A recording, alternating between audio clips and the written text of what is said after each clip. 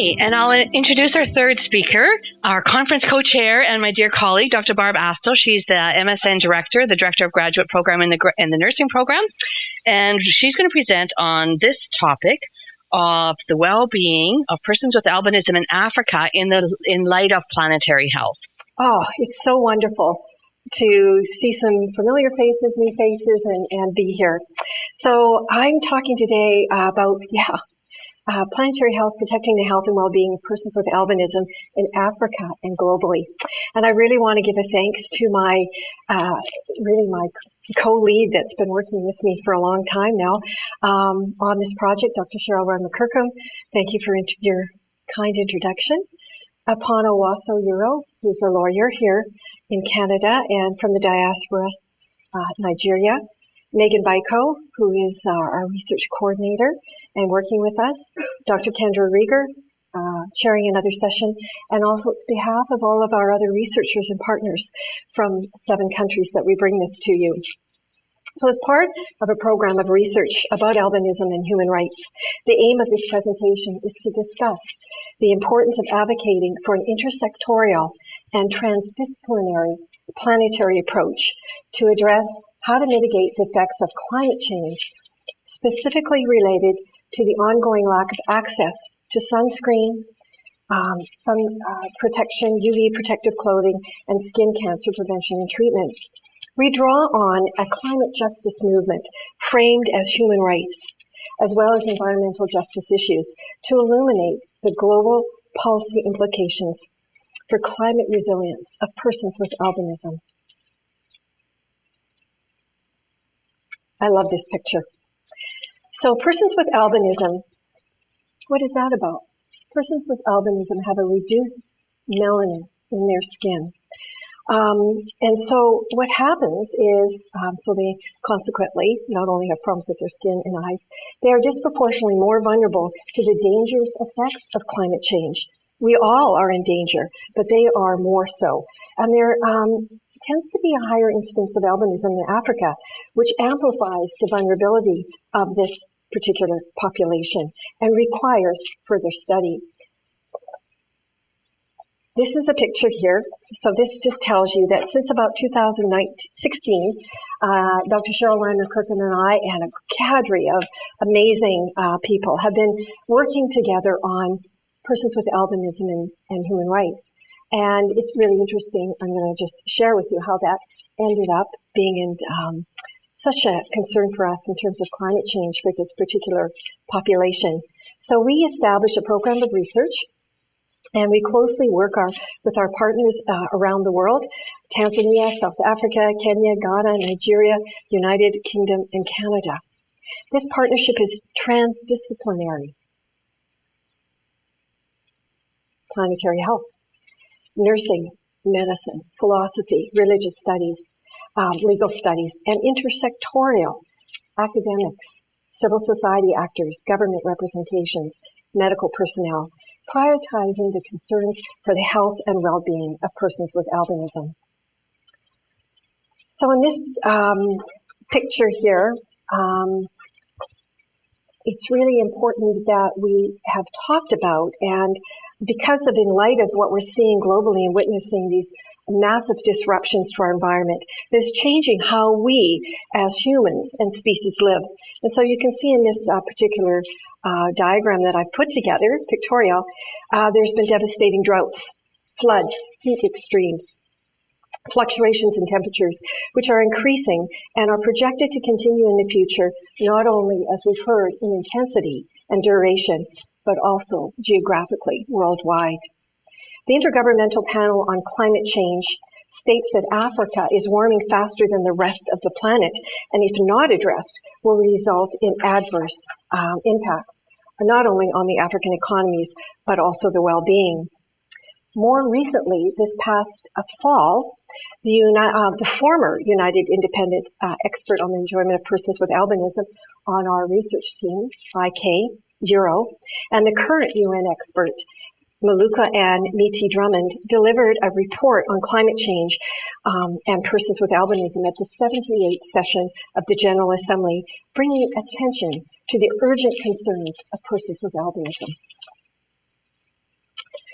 What you're seeing here, this past year, so when I was describing this particular presentation, climate change affects all of us globally, and then I'm focusing specifically on some of the work we're doing with persons with albinism. But in last July, in Rome, Italy, Italian authorities issued a red alert. It wasn't the only place that issued a red alert. For 16 cities, temperatures reached as high as 48.8 degrees Celsius, which is 119.84 Fahrenheit. Yes, Mitch, pretty high. During this relentless heat wave, two sisters with albinism, professional models, found themselves facing unique challenges due to the heightened vulnerability to the sweltering temperatures.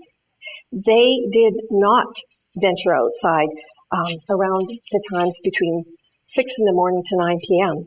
and only left their houses after that. And still, even though it was darker, with hats, dark sunglasses, and black-lined UV sun protection umbrellas.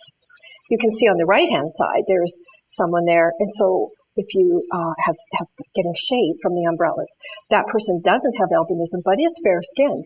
We're all susceptible to the dangers of the heat related to the sun. One of the sisters stated, in the summer, it is getting hotter year by year. It's actually very scary as an experience because for people with albinism, the sun keeps getting worse and it's getting brighter, and it's a big problem. As the planet temperature is increasing, it is even important that persons with albinism have access to services and protect them from also the stigma and skin disfigurement, ultimately from skin cancer. This is photo credit goes to one of our master students in the nursing program who has done work with us in Tanzania. And what this shows is a diagram of a couple of women with albinism, and you can see that they've got their heads are covered because of the intense heat. One of them's covered her back. They've got one's got long sleeves. The other one there looks like she's doesn't have her neck covered, but it just shows that with this intense heat, they do need to cover up. So what I have just described is called the Anthropocene, which is the geologic epoch. It's a period of time in which the dominant forces shaping Earth's biophysical condition is human activity. In simple terms, how are humans impacting the planet? There's this continued massive disruption in the Earth's systems processes that we've heard about. Climate stability and ecosystems resulting from human activities has been identified as what's been called the Great Acceleration, human-induced changes, for example. And I know my colleague that's following me will be talking a little bit more about that. But some of the things that we see here are humans some of the things that are causing extreme weather events are harming communities, temperatures are increasing, we see mental health and forced displacement and migration, which certainly isn't great for people with albinism, or anyone for that matter. And here we have what we've been talking about is planetary health being a solutions-based transdisciplinary field and social moving so that we can look at these massive disruptions that we're seeing in the world. And this paradigm is rooted in indigenous ways of knowing. You will have seen this last night, but one of the planetary boundaries, there's 9 of them. And what this depicts is that we're really exceeding one of them. Climate change is one of the ones here that is definitely being exceeded. And so this brings us to climate injustices. So how these impacts of climate change will be felt differently by different groups, and how some places and people would be more vulnerable than others. So this means we need to prioritize planetary health. And so in my last slide, what do we do when we look at a climate justice movement for persons that are disproportionately disadvantaged? So we need to prioritize an intersectoral and transdisciplinary approach, which means it's going to take all of us to do this. There has to be this transformative change, which is called, there's various frameworks, but one of them is the just transition, moving away from an extractive economy to more regenerative economy. We need to have the inclusion and engagement of persons with albinism if we're going to find solutions to this. Ensure that healthcare providers have the knowledge about what is albinism so that misconceptions do not persist, which leads to discriminatory practices. And we've got a lot that we've talked about in this work. Policy development, both at the local, national, and global levels to mitigate the devastating effects of all 9 planetary boundaries, but more specifically climate change. Raising the awareness of the impact of climate change, which is one of the SDGs, Sustainable Development Goals 13, is a human right and environmental justice alongside the recognition of persons with disabilities so that they garner the required services they need. Access to much needed sunscreen, and in many parts of the world, depending on where they live, it is not freely available or accessed. And so we find that in some parts of the world, persons with albinism are dying by the time they are 40 years of age from devastating effects of skin cancer. And in closing, I just want to say, planetary health requires a transformative change, which encompasses a great transition to restore the health of the planet, which will require all of us globally in finding solutions to ensure sustainable and equitable practices for all. Thank you.